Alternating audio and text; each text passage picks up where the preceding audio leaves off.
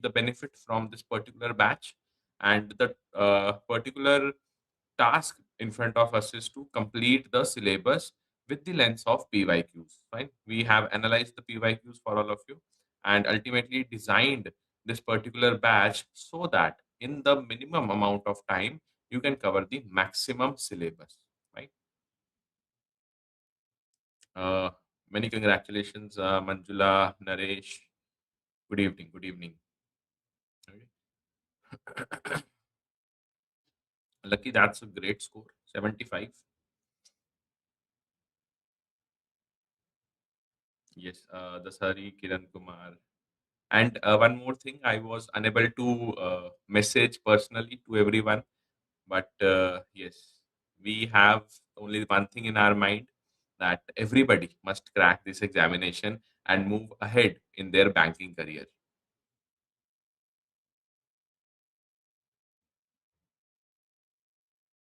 Plan sorted है अगर हम PPB if we talk about the PPB and AFM so alternate in the morning you can do PPB and in the evening you can do AFM.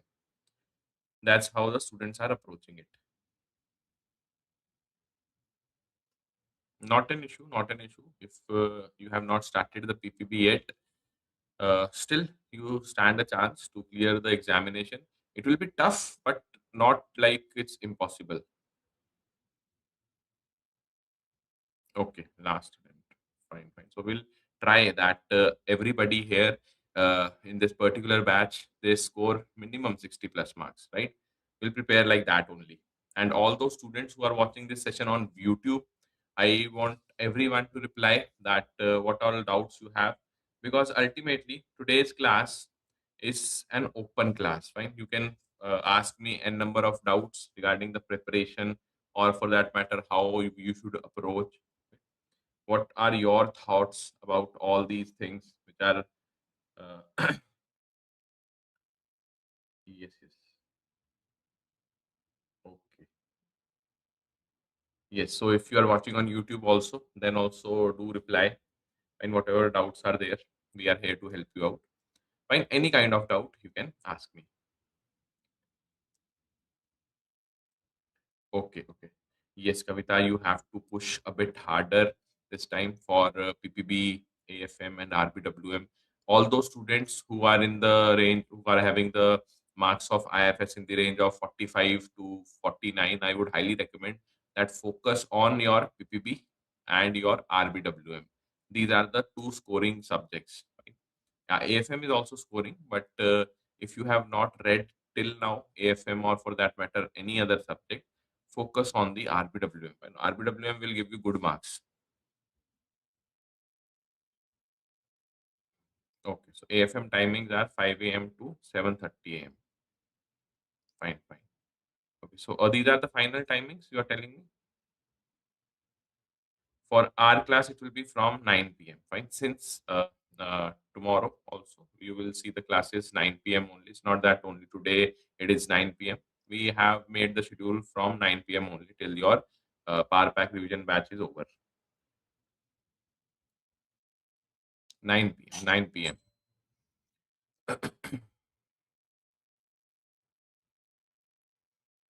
Morning, at what time we can take?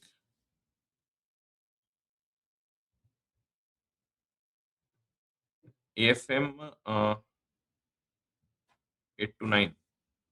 Morning we can take on the YT, YouTube. Fine. YouTube we can take.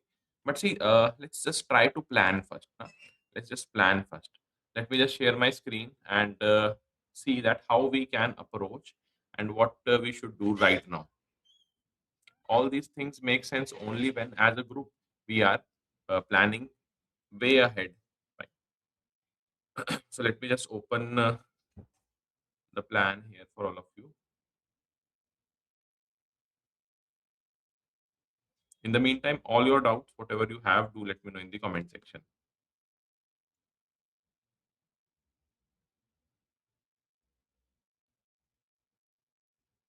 And for all the paid subscribers, we have already shared the summary sheet. Fine.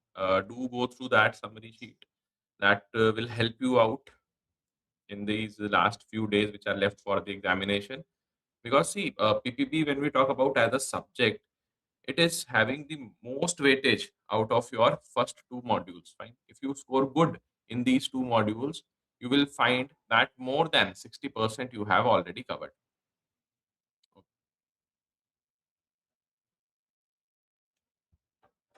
And one more thing I wanted to know from everyone, whether you guys want a different formula based or for that matter numerical session for PPB on YouTube,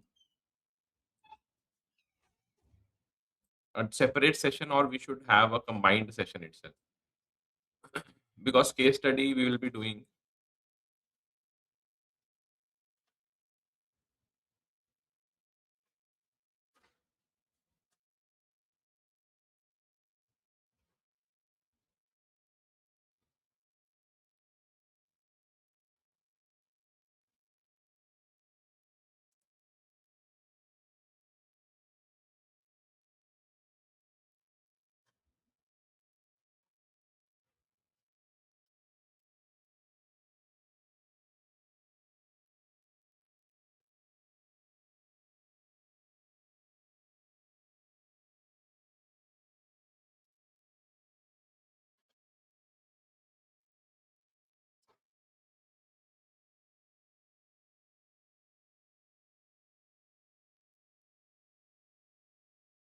every summer. Yes.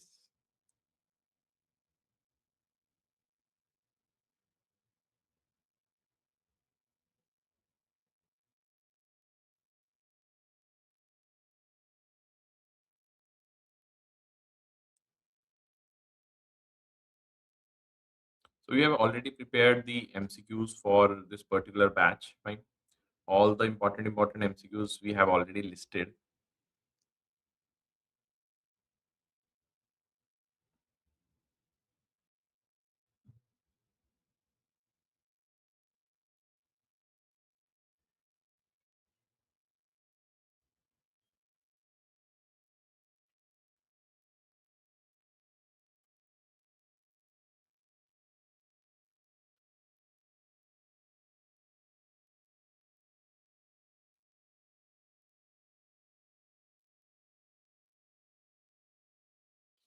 So what what all you should focus, let's have a discussion from there, and after that we'll be moving towards the learnings, right?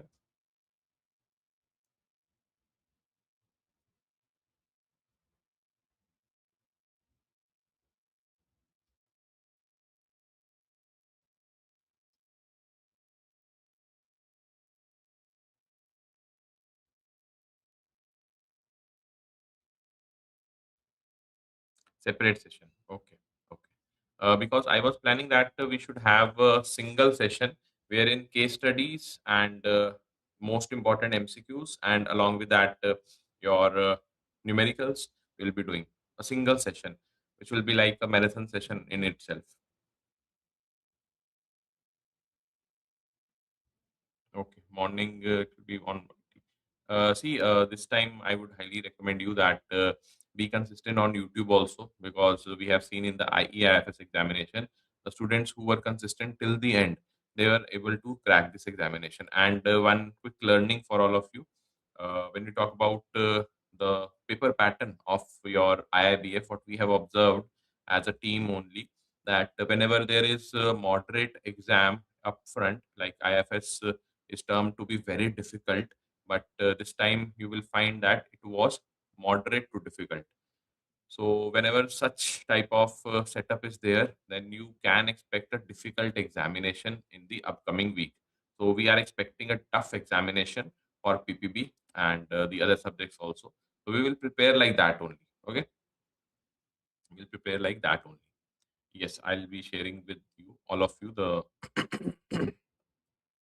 link also. Link of the WhatsApp group. Here is the link. You can directly join the group. Yes, third session was tough.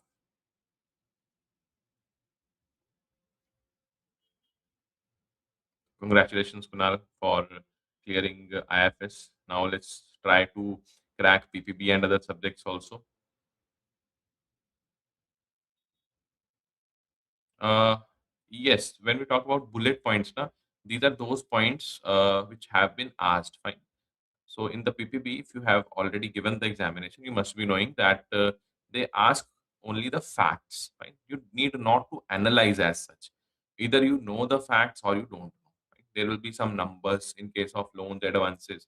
There will be some type of rules prescribed. Okay? In case of deposits, that yes, this account can be opened. These are the number of individuals who can open the account, like that. So in such subjects, fact sheets work like wonder. Right? It will help you a lot.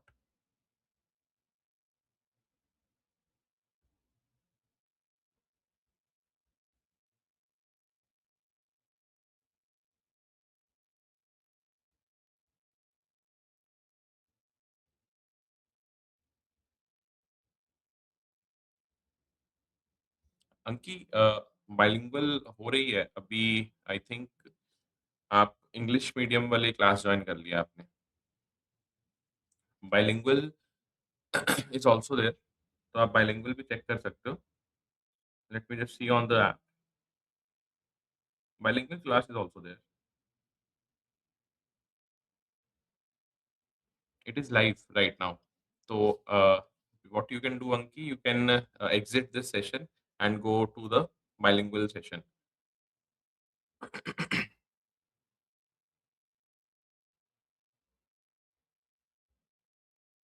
fine.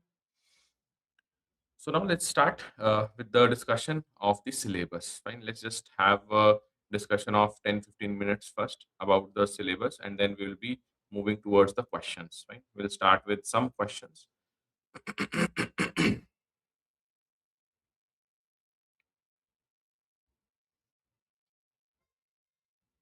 Fine.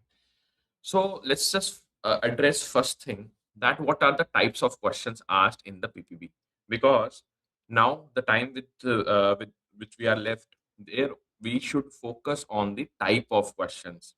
There you cannot just talk about the concepts. Right? Concepts are there, we'll be talking about them, but the prime focus must be solving the questions. Right? So what will be the mode of this particular class? We will be doing what? We will be solving the questions, solve the questions. That is the primary mode. And along with that, whatever important concepts are there, we will be learning those as well. Right? And for solving the questions, before solving the questions, you must know that from where the maximum questions are asked. So we'll be learning about the chapters also from where the maximum questions will be asked. But before that, what are the types of questions? So case study based questions, maximum you will find the most difficult questions treated in PPB. They are in the form of case study. But only one thing is there that you will be having one silver lining. What is that silver lining? That we have module D with us. Module D talks about ethics. So if you have understood the basic definition, what is ethics? What do we mean by moral? What are the virtues? How the ethics in your normal life, day-to-day life differs from the business ethics, and how your employee will be treating you on the ethical grounds. Plus, what about whistleblower, etc. So there are certain generic topics in ethics from which also case study will be asked, and maximum times you will see that approximately 10 marks case study is asked from the ethics itself. So, although the number of questions which are asked from this module are less, but we should focus here as well, right? So, we won't be diverting our attention only towards A and B. Rather than what we will be doing, we will focus on A and B, but we will also cover the important topics of module D because direct case study based questions are asked.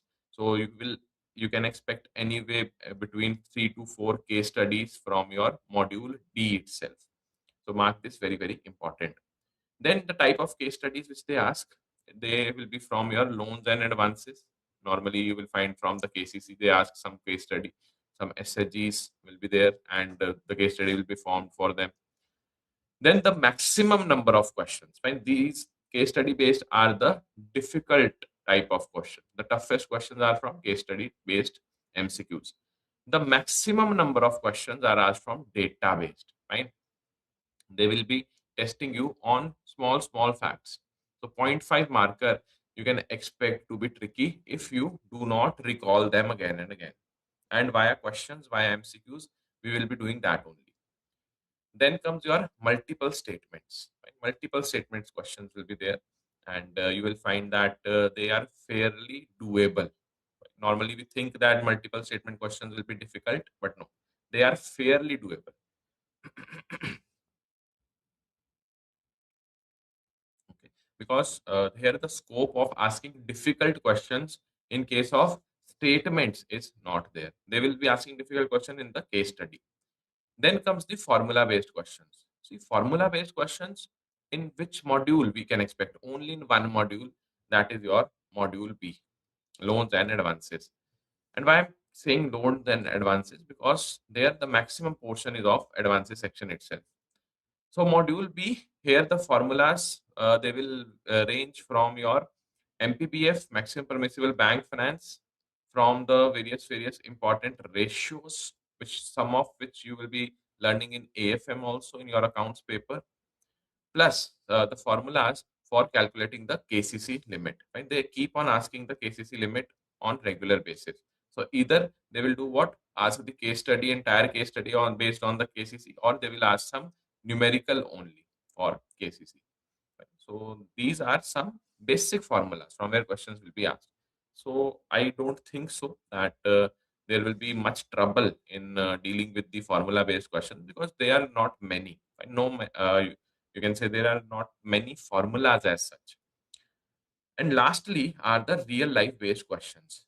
You will find that there are some case study. Case study means hypothetical situations will be there, that yes, these things happened and ultimately you are doing that. Real life based, that actually these things are present, right? Like in the savings account, you have to take what? KYC, the very basic. You have to take that, and that based on that, some question will be there, fine. And these real life based questions, they are not big like case studies. They are like 3 or 4 lines, and then one question will be there. So these types of questions are also asked, and we can say for sure that real life based questions are much more easy. Right? Like case study based questions are the difficult one, but when you talk about your real life based questions, they are the easier ones. Right? Most, you can say mostly you will be able to answer them very easily.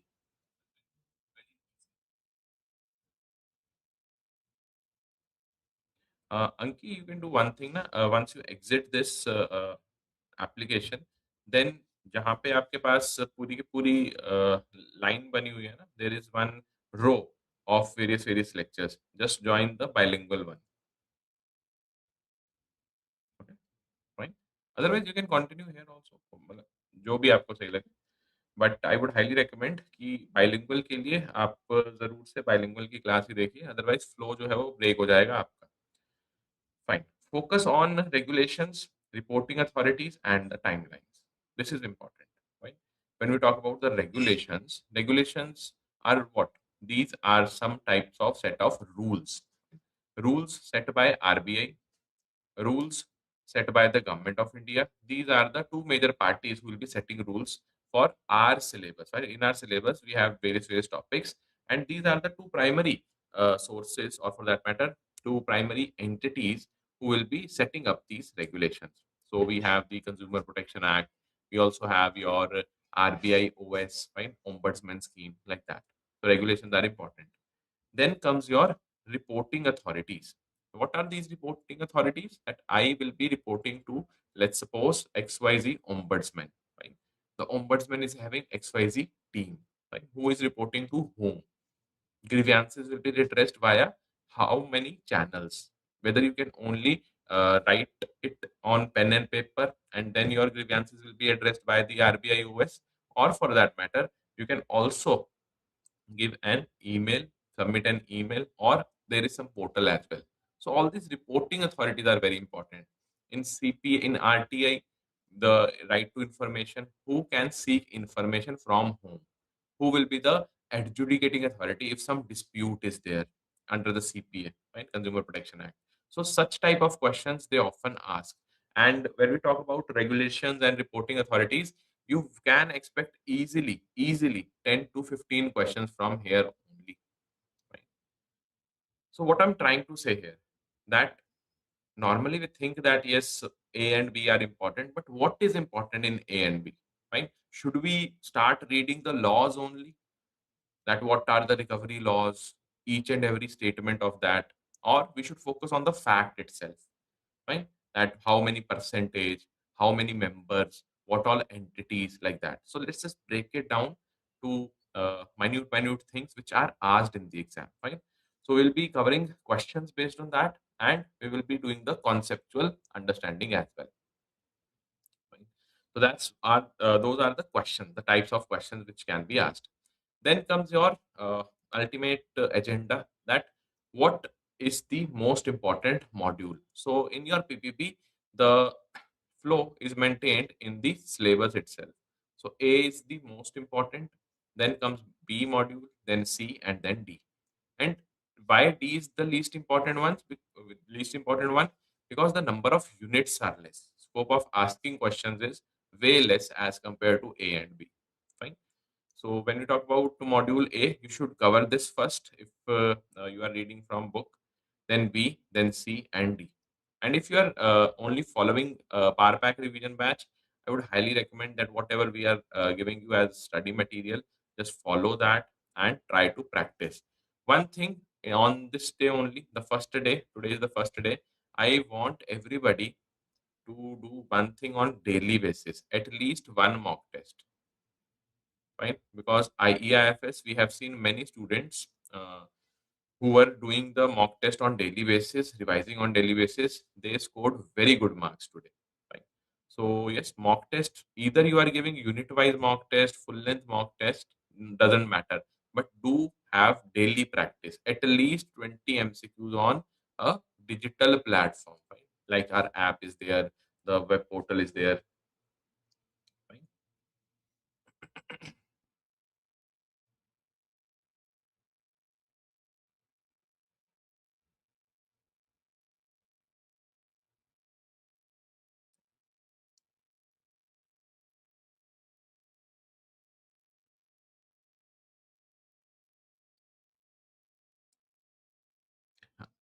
I would recommend Ashok that whatever batch you pick na, just stick to it.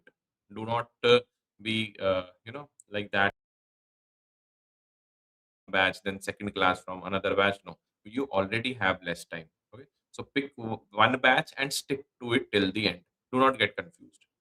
Okay, right? That's my recommendation. Fine. So when we talk about the module-wise coverage, whether we should read everything out of these chapters, no, only the important ones. Like banker customer relationship, what we have to remember, that table, only that table where we have different relationships between bank and the customer. Then comes AML KYC guidelines, some type of, you can say, numbers, that yes, what is the threshold for the particular customer in the deposit scheme of XYZ bank, and then the PMLA obligations, right? AML KYC guidelines, one or two data points we will be learning. After that, we will be switching on to the PMLA obligations, from where questions will be asked, right? Money laundering, they ask the question on regular basis. And here also PMLA obligation will be focusing on the process, that how it occurs, right? Money laundering, how it occurs. Terror financing, what are the steps involved? Then comes your operational aspects of KYC, CKYC, record registry. Overall, when you talk about the operational aspect of KYC and your opening accounts of various types of customer, operational aspect of the deposit accounts, all these you can club together. Why? Because the rules are set in this chapter. KYC, CKYC, record registry is important here. But when we talk about the implementation of these rules, it is done, understood via the customers, the types of customers. When you are opening the account for whom? For some XYZ entity? No, for a customer. Operational aspect of deposit accounts also very, very important. So I would recommend everyone to follow some theme here. Right? So we'll be following a simple theme, that we will club all those topics which are having the same type of, you can say, syllabus, or the same type of subject knowledge is required for those topics. We'll club them together and present before you. So opening the account, operational aspects of the account, and operational aspect of KYC, they are more or less to be covered in a single theme. Then comes your operational aspects of handling, clearing, collection, and check. CTS is very, very important here. As soon as we talk about the check, you will find that there are three more chapters based on checks. Not only this one, but here also payment and collection of checks and other negotiable instruments, responsibility of paying bank, and responsibility of collecting bank. Fine. So, why I'm telling you all these things? So that you have faith that yes, whatever we will be doing, that is based on a logic. There is a rationale behind it. We won't be just doing it haphazardly that yes, today I want to cover collection or for that matter, this particular chapter where CTS is included. And along with that, I'll be doing XYZ chapter. No. We have clubbed the chapters, made the questions based on the topics itself. Then we have banker special relationship, and we will club this banker special relationship with your banker customer relationship only, fine, because they have overlapping concepts. Then one another theme will be forex, very very important theme. IIBF is fond of the forex operations, fine. They will ask you many questions.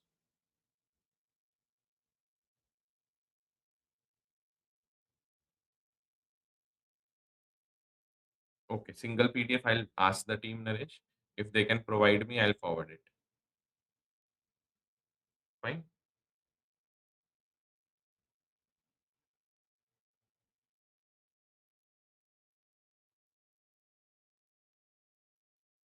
Okay. Okay. So, Ashok, which batch you were there for IEIFS? If I may ask, which batch you were covering? From which batch you were covering your IEIFS, bilingual or English?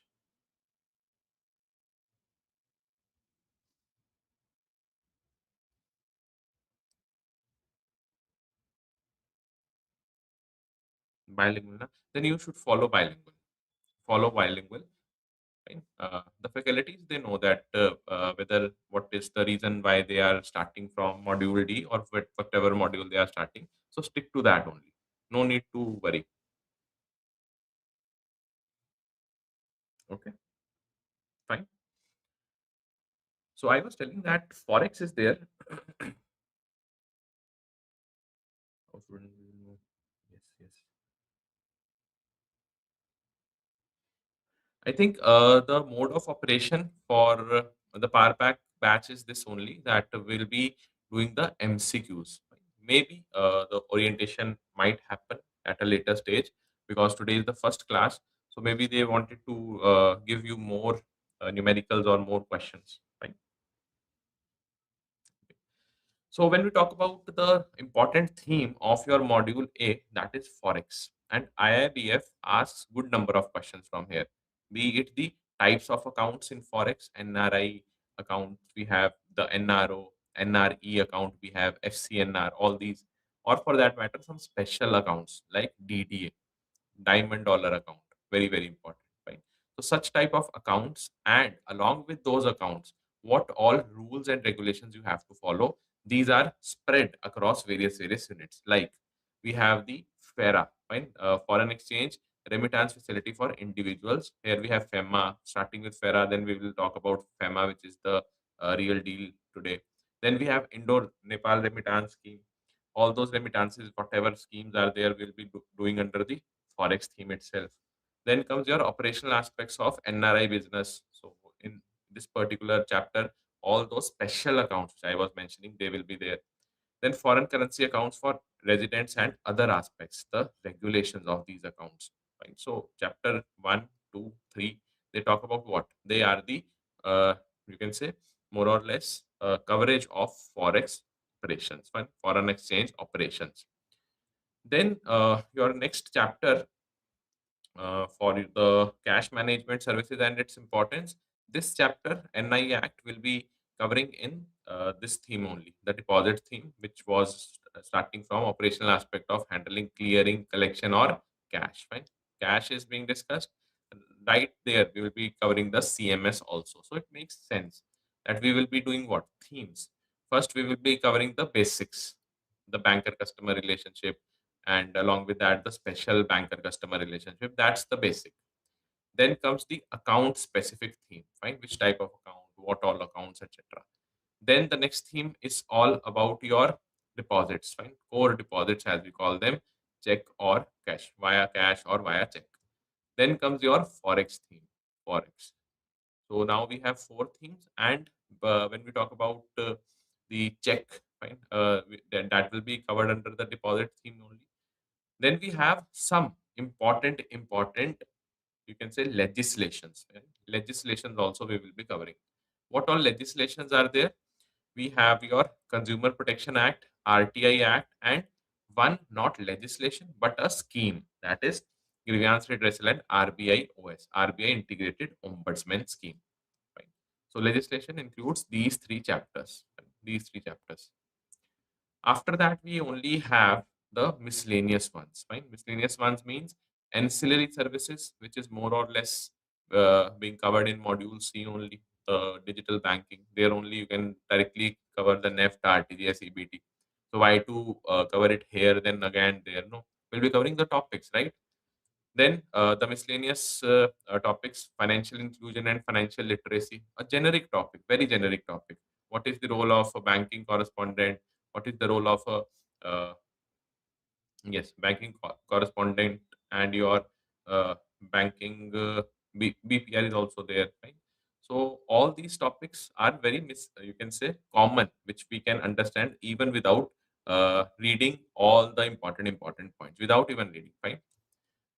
Then we have your customer service guidelines. Customer service guidelines, again, generic topic, a very general topic which you can understand even if you are not going through any of these topics mentioned earlier.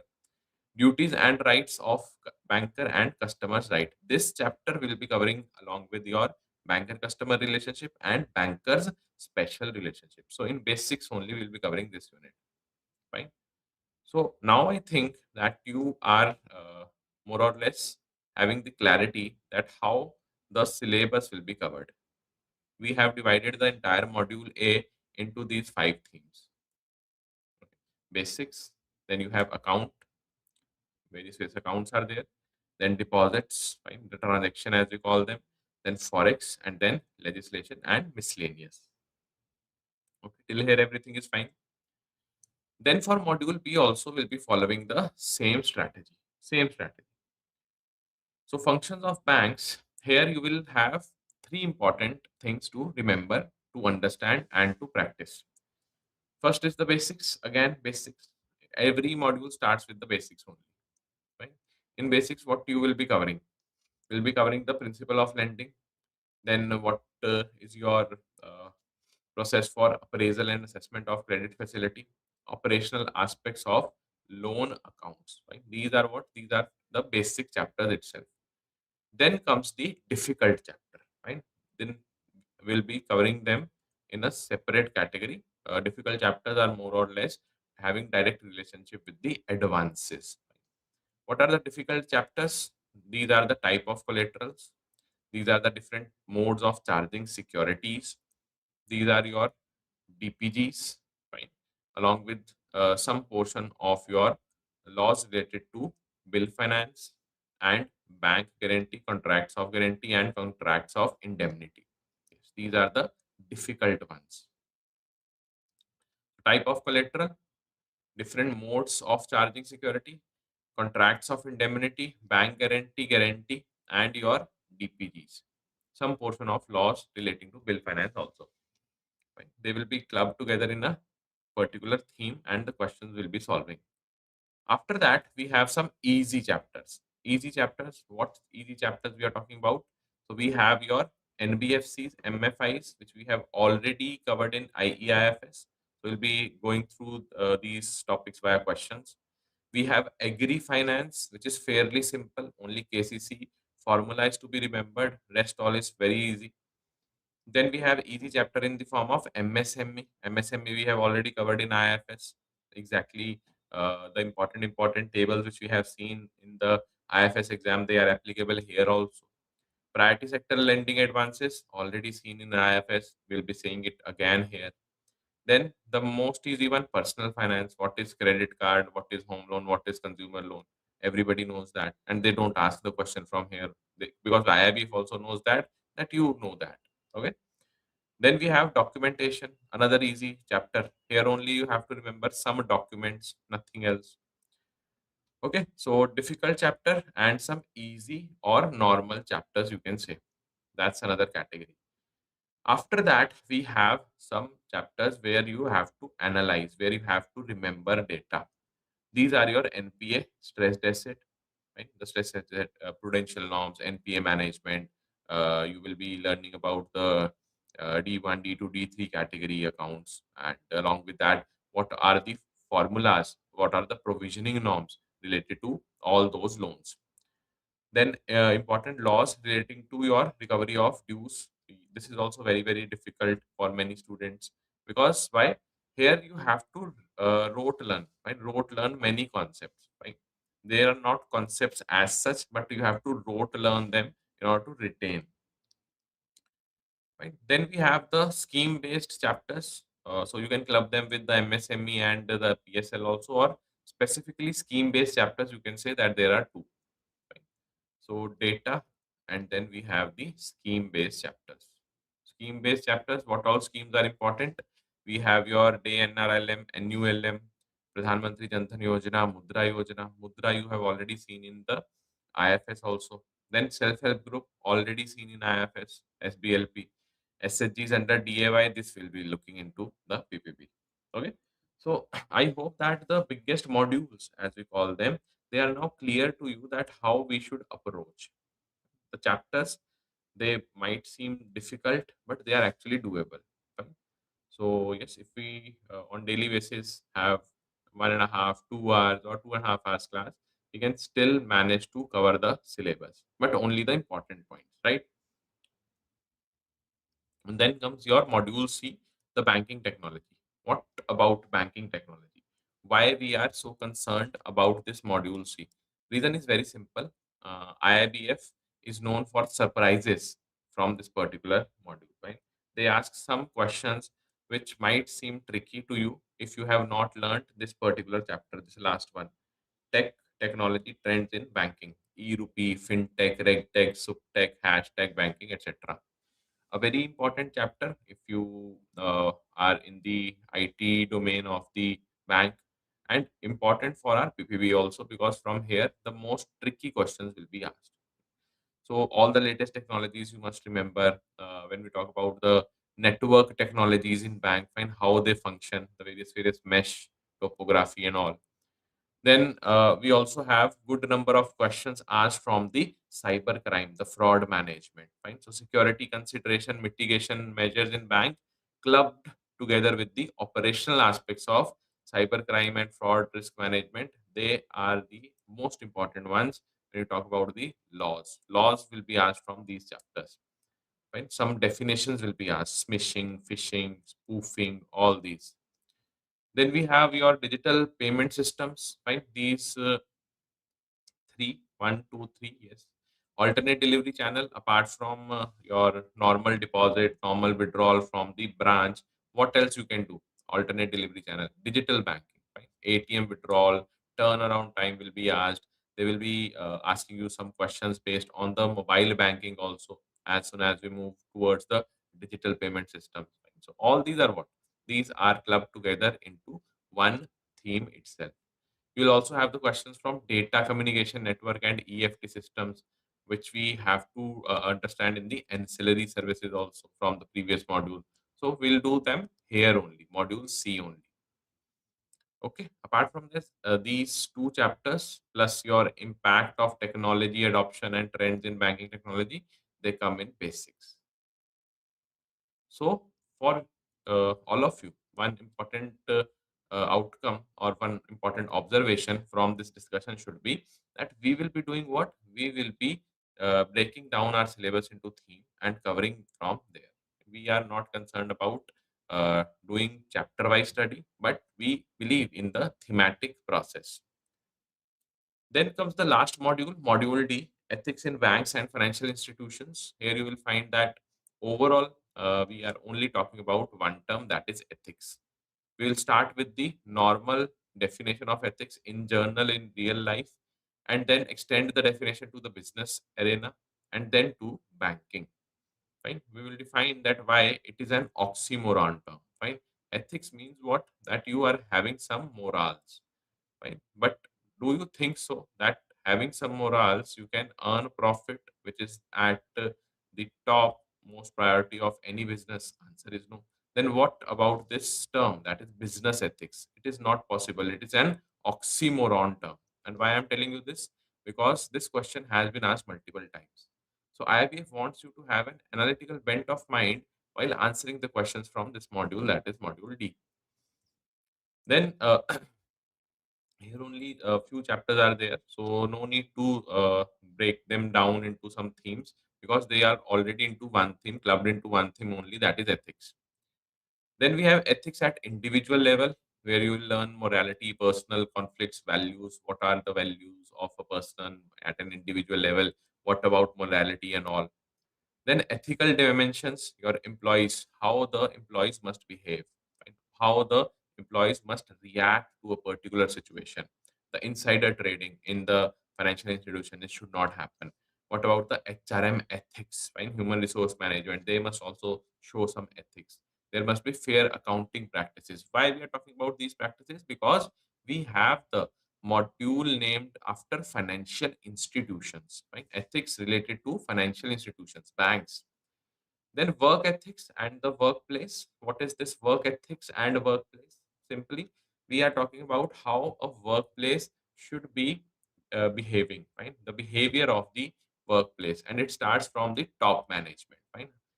Every organization, whether small or big, its decisions are decided, or for that matter, the ultimate order comes from the top management itself. So, if the top management is ethical, they are trying to maintain ethical behavior, ethical standards in the company, the employees automatically follow.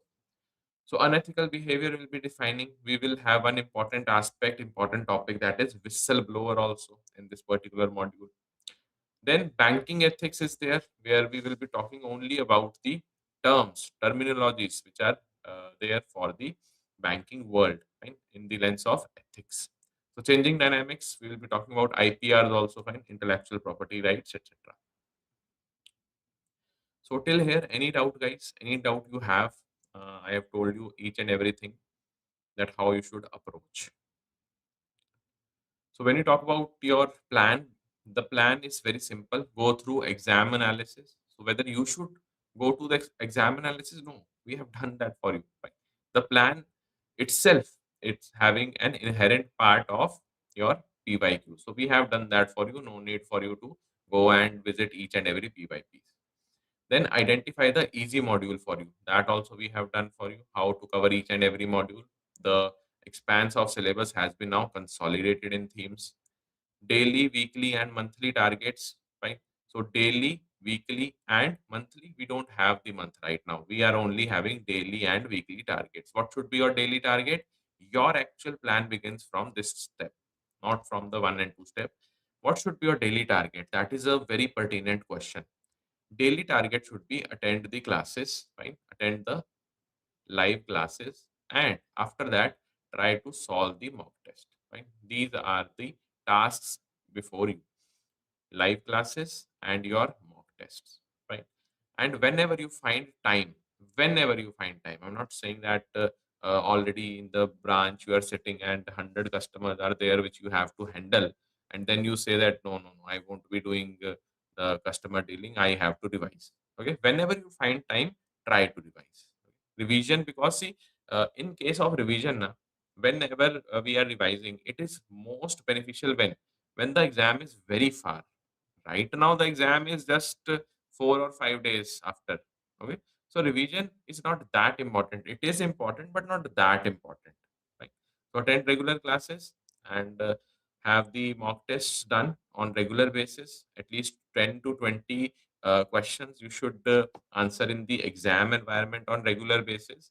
And then, if time permits, you can go through the other revision, or for that matter, your mini marathon, maha marathon, or any other YouTube session, right?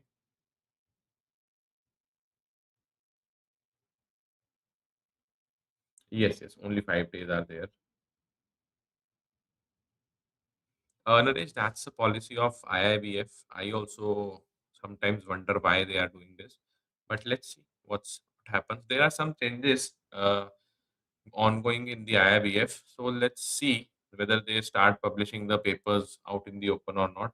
But again, just like IBPS is not disclosing the questions here in IIBF exams, also we don't find any question as such.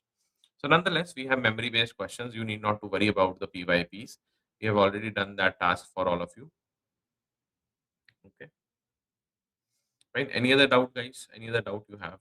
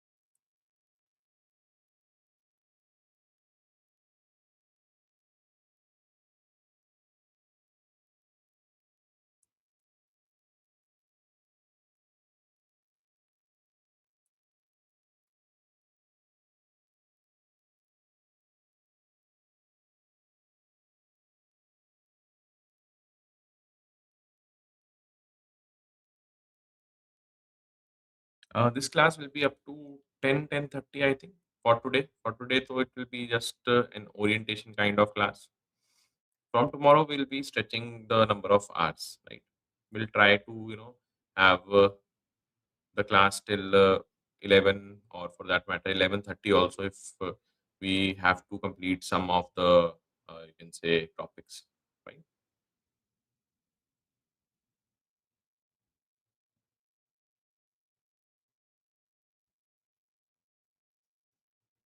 Okay, so now let's just start with some discussion, right? Some discussion. Let's just start, and after that, we'll be solving the questions.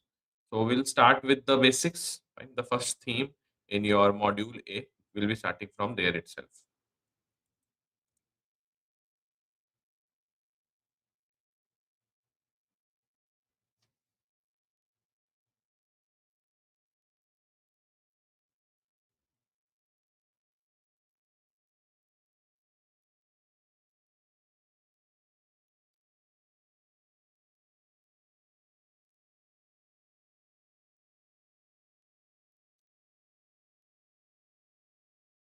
Let me see on the YouTube also if there are any doubts.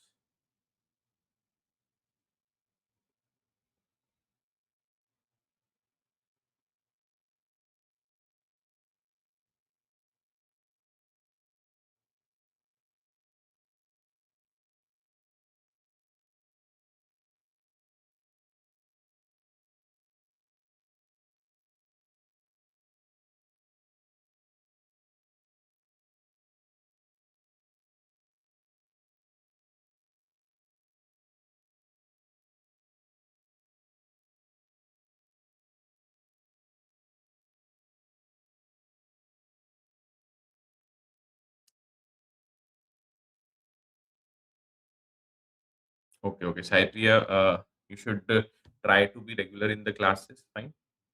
That will, yes, yes, that will boost your confidence also, plus your marks as well.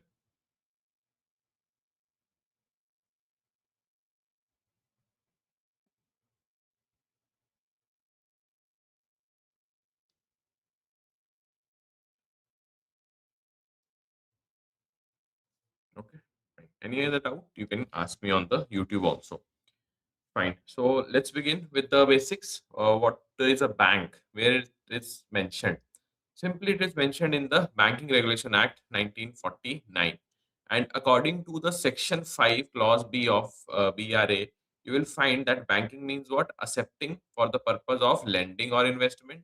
Along with that, you will also have the deposit of money from public, repayable on demand, and otherwise can be withdrawn by the check, draft, order, or otherwise. So when we talk about Banking Regulation Act, it's just stating via the Section 5B that whenever the funds are flowing inside, they will be deposited, fine. And whenever the people want to withdraw these funds, they will be going back to the public, fine. From the public, repayable on demand, and withdrawn by whatever measure we are talking about, check, or for that matter, demand, draft, or order. So it's like coming in, going out. Okay. Then we have what are the requirements to be called a bank. So company incorporated under Indian Companies Act or Companies Act 2013 can be a bank or a banking company. So there is no restriction that if you are registered under the Companies Act, you cannot be called as a banking company. No, you can easily be called as a banking company. Under Section 5C of the Banking Regulation Act, banking company means company that transacts the business of banking in India. Fine. So these sections are important in our curriculum. All these sections they will be asking for zero point 0.5 marker. Fine. So like here 5B talks about what? Banking in journal. The definition of banking.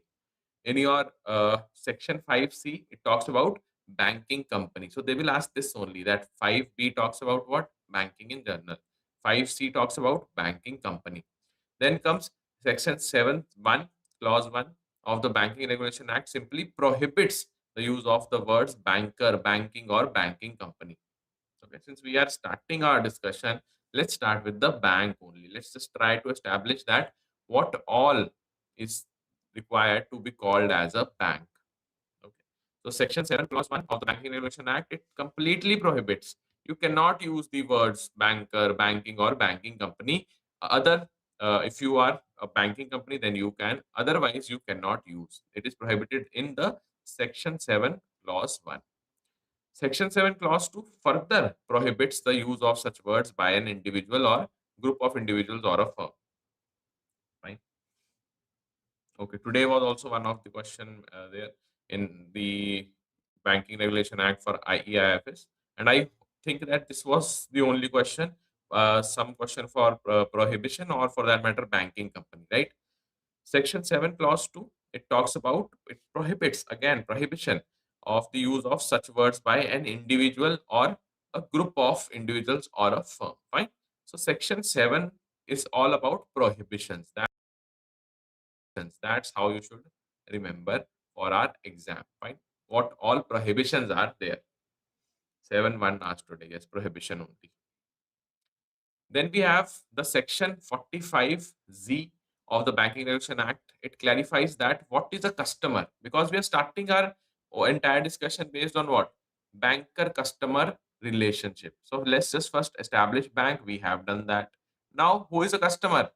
Customer simply includes a government department and a corporation incorporated by or under any law. So this is mentioned in section 45Z.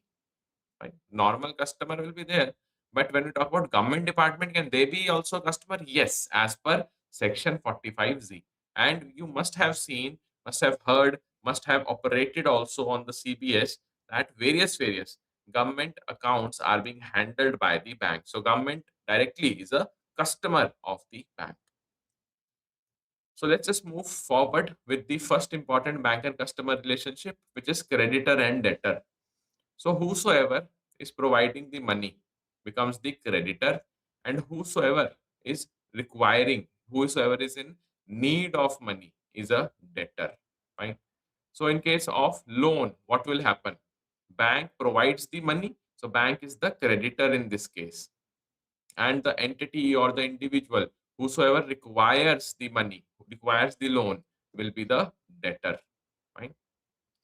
On the other hand, whenever there is a particular scenario where the individual is providing the money to the bank for depositing it, then bank will become the debtor and the customer, the individual, will become the creditor. Okay.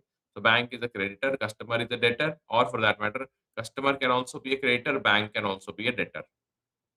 Then bank as a trustee. Now in IFS, what we have seen for mutual funds, for your REITs, invites, that there are certain trusteeship services. What do we mean by trustee? Simply, trustee is a person who will be holding the asset on the behalf of somebody XYZ, holding the asset, holding the property, and on the behalf of the XYZ entity. And in order to provide harm to that person, to that entity, no. In order to provide them some benefit, right? That is how the bank also is a trustee. So, trustee is a person or a firm that holds, administers the property or the assets for the benefit of the third party. Trustees are required to make decisions in the beneficiary's best interest. Right? It should not be that the rate of interest, or for that matter, some policies will be detrimental for the customers. No, always the customer is treated, should be treated like that everything is around the customer itself, and we are providing the services to them. So when you talk about the trustee, it is a very important part of bank's own business as well, right? The more they are providing services as a trustee, the more benefit they are providing to the customer, the more reliability increases on the bank also. Customer becomes more reliant on the particular bank. Then comes your Bailey Baylor relationship. What is this Bailey Baylor relationship? Simply, you are holding some certain valuables, right? The customer has deposited some type of valuables with you. So, valuables are there, bonds, securities, other documents, fine. And why the customer will give them to you? For their safe custody. Okay. So the bank has been entrusted by the customer to keep these documents safe. So bank will be what? The trustee, become a trustee. Along with that, it is also known as a bailee. Fine, bailee.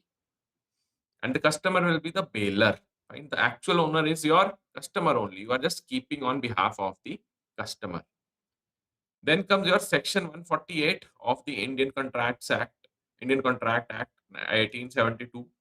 The bank becomes custodian of the securities. Right? The bank is the custodian of your securities. Hence, a bailee is liable for any loss caused to the bailer due to its negligence. Right? So, as a particular, you can say, custodian of the customer's valuable, if something happens to your customer's file, customer's documents, customer's valuable, you are liable.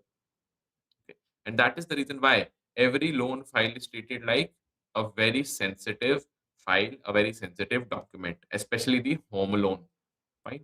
Because the customer has entrusted you to have them in the safe custody, put them in safe custody. So after winding up the office on regular basis, what we do, we just put the files in the safe, right? Safe, the safe drawers we are talking about. Then lessor and lessee. Here, more or less, the Bailey Whaler relationship is there, but for a specific type of arrangement. So, Section 105 of Transfer of Property Act deals with the lessee, lessor, and the leasee. Lease, lessor, and your lessee. The banks provide safe deposit lockers to the customers for the use on lease basis. Fine. What is lease? You are having the right to use that. Fine. Use that particular asset, use that particular space. That is it. You are not the owner. Fine. So the customer is enjoying the right to use that particular space for their own valuables, for keeping them safe. The relationship here is that of lessor and lessee, or the licensor or licensee. So these words are interchangeably used. You should not get confused if instead of lessor they ask licensor, or instead of lessee they write licensee. The bank shall not be liable for any kind of damage and or the loss of contents of locker arising from natural calamities, or for that matter act of God, like earthquake, flood, lightning, thunderstorm. So when the bank will be liable? Only in case of negligence, right? Only when the negligent behavior was there. The bank's liability will be fire, theft, burglary, robbery, dacoity, building collapse. These do not occur in the bank's premises due to own shortcomings or negligence. If it's because of the negligent behavior of the bank, then the bank will bear the brunt of whatever losses they have seen. So in that case, what will be the amount they will be giving to the customer? In case of locker, we are talking about amount equivalent to the 100 times of the prevailing annual locker rent. Right? Annual rent, whatever the customer is paying to you, you as a particular uh, lessee, as a particular lessor, will be paying what 100 times this annual rent for compensation. Right? Then comes your agent principal relationship. Simply stated, you are telling bank to do XYZ service for you, and ultimately bank is obliging as an agent. Right? Like we have the bank assurance. There what happens? Banks are acting as an agent for the insurance companies. And here in the agent principal relationship for bank, bank is the agent and customer is the principal. Right? So, according to your section 182 of Indian Contract Act 1872, a principal is simply a person who delegates authority to another person, namely the agent. Delegation of authority is ongoing here. Among the services provided are remittances, collection of checks, bills to pay regularly, electricity, telephone bill, insurance premium, the club fee, etc. on behalf of the customer. Customer will give you some intent, and based on that particular written information, you will be obliging the customer with the agent services. That is why some services are known as agency businesses. The relationship of agency terminates on the death, insolvency, and lunacy of the customer or on completion of the work assigned. In PPP, or for that matter, in the banking domain itself, you will find that unsound mind is used multiple times. Unsound mind or lunacy will be used multiple times. What is that? The incapability, the incapacity to make any rational decision. Right. So, if a particular customer is of unsound mind, became of a person of unsound mind, then also the particular relationship will cease to exist. Right? It will terminate. Okay. Then we have indemnifier and the indemnified. So who is indemnifying and what is being indemnified? So bank is indemnified or known as the indemnity holder. Customer is the indemnifier. Right? So when you talk about the principle of indemnity, what the insurance company used to say? Right? They used to say your loss will be compensated. Right? And it is under what? The principle of indemnity. Only we will be making good the loss which you have uh, made out of this particular arrangement. Right? Here also, for the loss only, the bank will tell you some guidelines, give you some guidelines. A contract by which one party promises to save the other from the loss caused to him by the conduct of the promiser himself for the conduct of any other party is known as contract of indemnity. And it is mentioned where in the section 124 of Indian Contract Act 1872. What are the examples here? We have the transactions of issue of duplicate demand draft, fixed deposit receipt, etc. And in these cases, the person availing the facility will compensate the other for any loss arising from the wrong or excess payment. Right. So for every loss or for that matter, reissuance of DD, you will be charging something. Na? That is what your loss, the bank's loss has been compensated by the customer, and vice versa also will happen. So, in the contract of indemnity, the promise is to compensate for any loss incurred due to the actions of the indemnifier or any other person, only making good the loss. Contract of guarantee, how it is different from indemnity. The promise is to perform an obligation or pay for a liability in case of default. Right? Liability. Whenever there is liability, then the guarantee kicks in. Okay. We are not talking about loss only. We are talking about the actual person who will be bearing this loss on your behalf, right? Bearing this particular liability on your behalf. Contract of indemnity, it involves two parties, indemnifier and indemnity holder. So customer and banker. Customer is the indemnifier, bank is the your indemnity holder. Yes. The contract of guarantee, it involves three parties. What three parties? We have the debtor, the particular customer, the creditor, the bank, and a surety who is known as the guarantor also. So these are some difference between your indemnity and guarantee, contract of indemnity and guarantee. These contract of indemnity, contract of guarantee, we will be learning in depth in the module B as well. Fire questions most probably. Now comes an important difference between the pledge, hypothecation, and mortgage. So every time in every class, we say to the students that rather than learning that what is written here, you should have some example in your mind. What kind of example? So for pledge, you should always have in your mind gold loan because you can relate with gold loan, right? For hypothecation, always have vehicle or car loan in your mind. For mortgage, always remember housing loan. Right?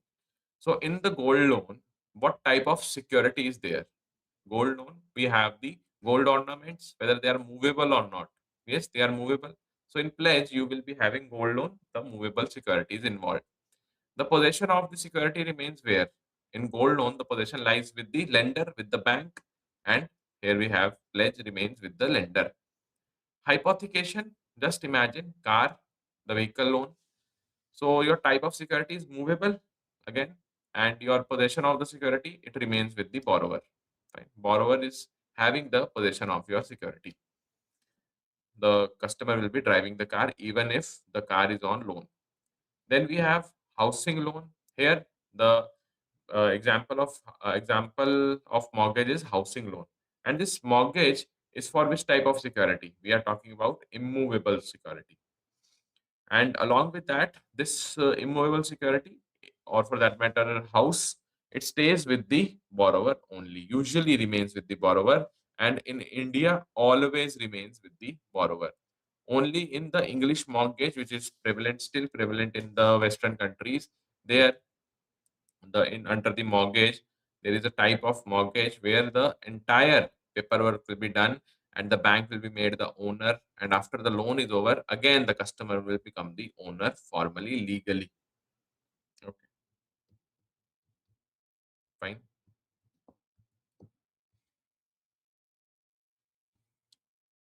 Borrower, this one, borrower is the borrower, customer, fine. So the property, the usage of property remains with the customer, right? Lender is the bank, fine. Here, in the possession of security, always remember lender is the bank and your borrower is the customer.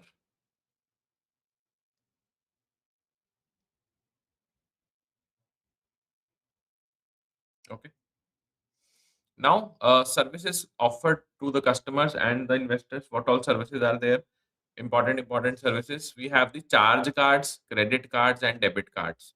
Charge cards are what? Simply electronic payment cards where the card holder is not charged interest, but needs the user to pay the balance due in full upon receipt of the statement. So these used to be popular earlier, but after the GFC global financial crisis, these cards are no longer available in many economies. Right? So you cannot just say that I have one credit card and I will be only paying the minimum balance every month. So who will pay the principal amount, the entire amount? It will get added, and ultimately, when the particular borrower, the credit card holder defaults, it will be creating havoc in the entire financial market. Then we have credit cards, the simple cards. You are assigned a sanctioned limit and you are utilizing the limit and paying the monthly bill. Then we have debit card. The transaction is debited to the cardholder's account as soon as it is notified to the issuer. ATM cards, simply these cards are issued to the savings or the current accounts. Nowadays, when we say ATM cards, we by default mean ATM come debit card. ATM come debit card, right? Okay. So ATM cards issued to the savings or current account holders for withdrawing the cash from the ATMs located in branch or off-site as well. Right. So nowadays, so you can use the debit card at POS also, point of sale. and at ATM also for withdrawing the cash. Then we have prepaid card. These are the loaded cards, fine, loaded cards. Like we have forex card. Right? If you are traveling abroad, you load the funds of respective currency in your forex card and have a good vacation, right? Prepaid card. Co-branded cards, simply a credit card that a retailer of the consumer goods or services issues in partnership with the particular credit card or network. Like we have your Flipkart Flipkart Axis card, right? Flipkart Axis card is there. So two companies, one financial company, one e-commerce company, they came together and they are branding a single card in the name of Flipkart Axis card, and this will be having some lucrative benefits for the customers of Flipkart itself.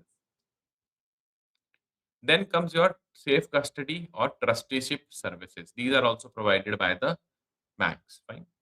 So safe custody of articles, documents that we have seen, hiring out to the safe deposit lockers also. Then escrow account as well. What is this escrow account? Simple. A trusted third party which holds on to the money while the deal is finalized. So bank acts like that also. Such accounts are used when a party wants to exercise some control on the use of the funds received in the account. Right? So two parties are there. One is buyer, another is seller. They want what? They want some assurance that seller will be given the money by the buyer. But buyer is apprehensive that I will give money only when the seller gives me the payment, give me the consignment of goods, or at least the ultimate you can say document which backs the consignment of goods has been shipped. So for that time being, when both the parties are having a kind of deadlock, you will open one escrow account. Right? This particular account is what you won't be providing the funds to the seller, but for the seller this will serve the purpose because they know that in the escrow account the amount has been provided by the buyer. Right? The buyer has already provided the amount. It's just when I will be providing the consignment of goods, the buyer will give the heads up to the particular bank and they will give me the funds in my account. So such kind of, you can say, account services are also provided by the banks. Then we have trusteeship that we have seen. Banks offer trusteeship services for handling of certain funds or assets. Executorship, banks often offer the services of executorship for wills made by their customers. Fine. Nowadays, it's not prevalent that much, but earlier in your UK or for that matter for the estate ownership, as we call that in Scotland, etc., various Western countries, there the banks used to execute the will of the customers on the behalf of the customers. Right. Now let's move on to the money laundering and financing of the terror risks. So what is money laundering? What is laundering? Cleaning, fine. Cleaning. First of all, cleaning the money, and along with that, what? Just getting away all those wrinkles on your clothes, right? So that the wrinkles are gone. Once you do the ironing, once you iron your cloth, you feel what? That there are no wrinkles which were presently there, but just before 5 or 10 minutes, they were present there only. Similarly, is your money laundering. You are doing what? Simply cleaning the money, simply making the wrinkles of the money untraceable. Right? Wrinkles are what? The illicit funds, because you have accumulated the funds via some illegal activity. Okay. So, money laundering is a process whereby the origin of the funds generated from criminal activities, drug trafficking, gun smuggling, corruption, etc., will be there. Then we have terror financing. You are using the laundered funds for financing the terrorist activities, known as terrorist financing.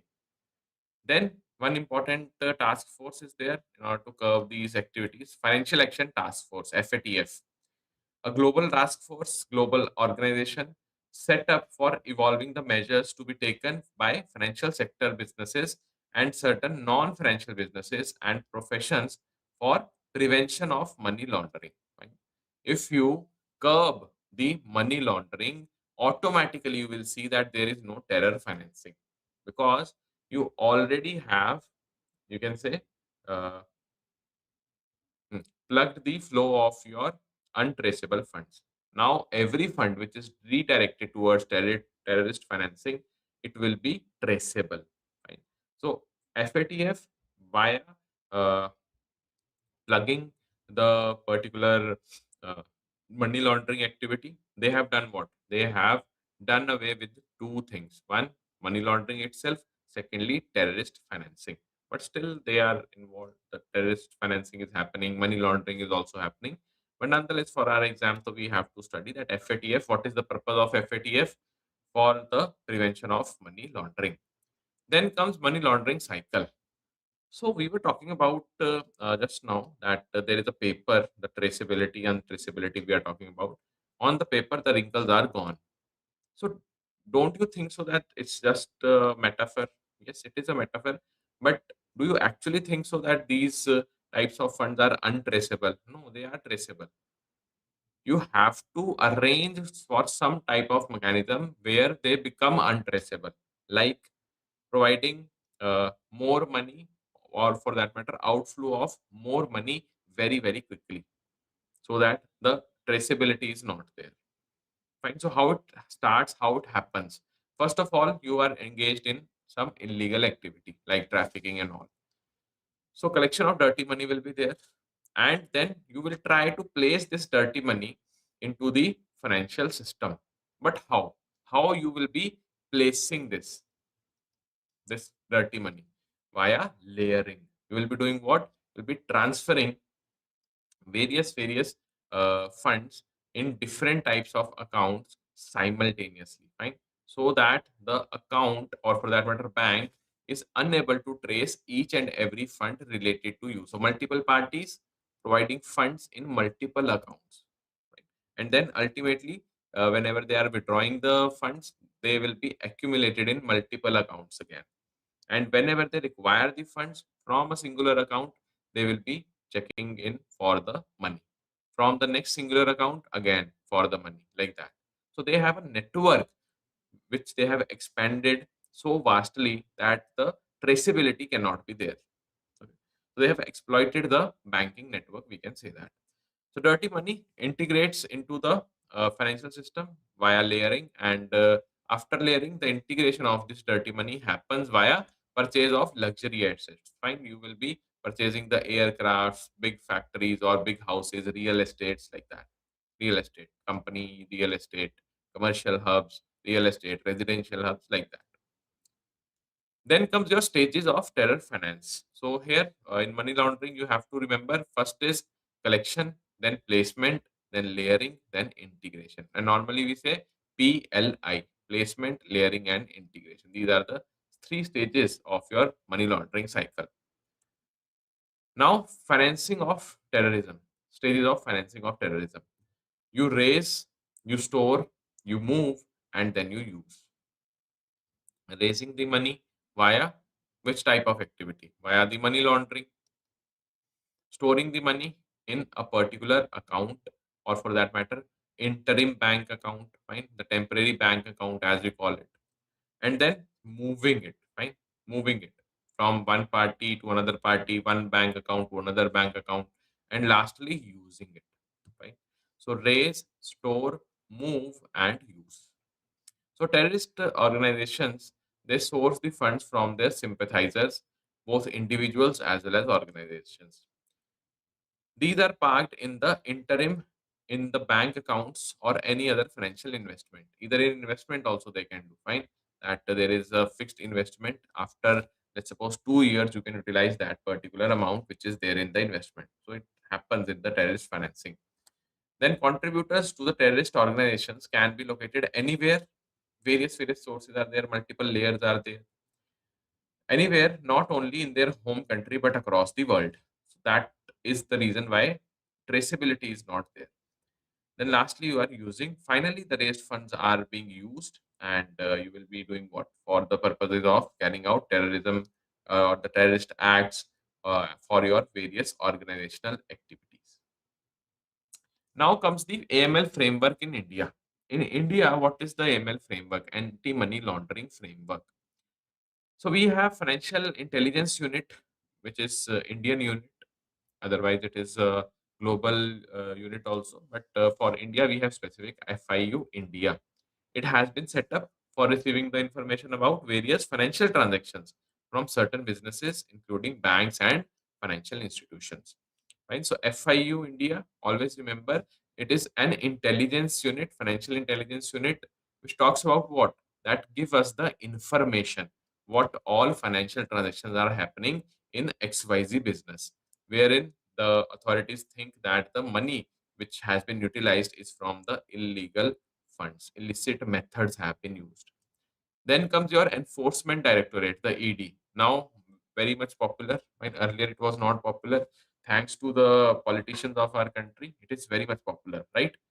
ED is the investigation and prosecuting authority of money laundering crime. Right? The prosecution and the investigation authority.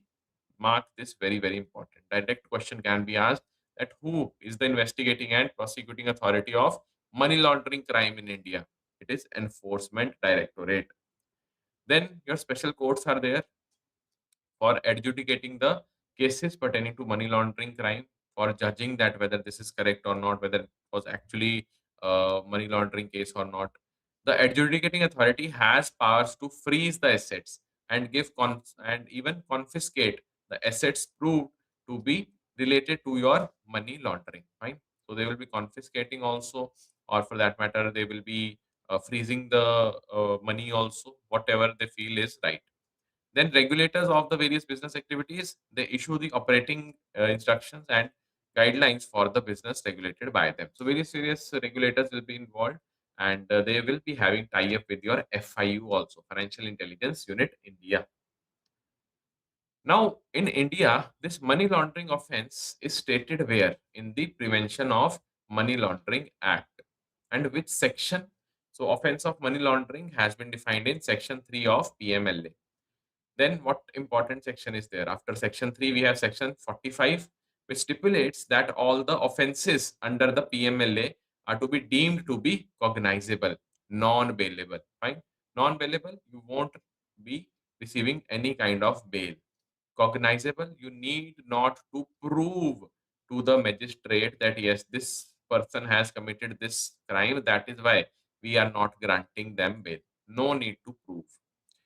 Then we have section 4 of the PMLA. It stipulates that your punishment for money laundering offense is rigorous imprisonment, not less than 3 years, but up to 7 years. So rigorous imprisonment, always remember, it's 3 to 7 years under normal circumstances as prescribed in section 4. But in some special circumstances that involve the offenses under narcotics, drugs, and psychotropic substances. What are these psychotropic substances? Tea, coffee, but they are the legal ones. Some illegal drugs are also there, which come under the category of psychotropic substances. So, the Narcotics, Drugs, and Psychotropic Substances Act, the imprisonment may extend up to maximum of 10 years. Right? So, imprisonment clause for journal cases, it is 3 to 7 years. For psychotropic substances, narcotics, drugs, it can extend up to 10 years. Fine. So, yes, this was it for today's class. Let's just have our discussion till here only. We will be beginning tomorrow with the definition and the questions. Fine. More emphasis will be on the questions. This was the initial part. So, we have discussed it via the theory. But in this entire batch, you will find good number of questions, and via questions, we'll be learning the concepts as well. 45, section 45. See, when you talk about section 45, normally whenever the police arrests some culprit, they are doing what? They will be putting them behind the bars, fine. And before putting them behind the bars, you will have to produce the culprit before the magistrate, fine, magistrate's office. But in this particular case, if you have valid proof, right? If you know that yes, somebody has a direct connection or they are selling some psychotropic substances via Nigeria, or for that matter via Italy, which are the stronghold of drug trafficking and all. So you can directly arrest them, and you need not to produce them before the magistrate. Right? You can directly keep them or put them behind the bars. So cognizable means that you need not to prove to the magistrate that yes, we are not providing this person bail because of this reason. Fine. Okay. Same timing. Timing will remain the same. That is 9 p.m.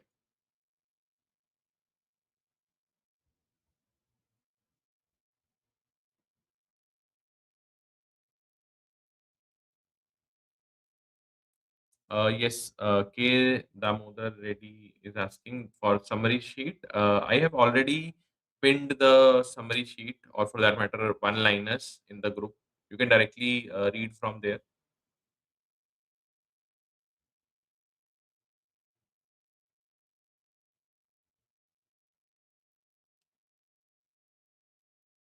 Any years are asked. When will be implementing the acts?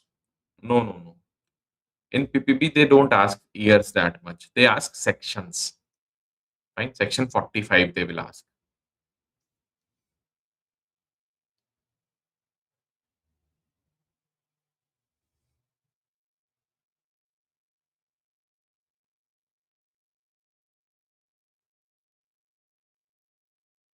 Fine.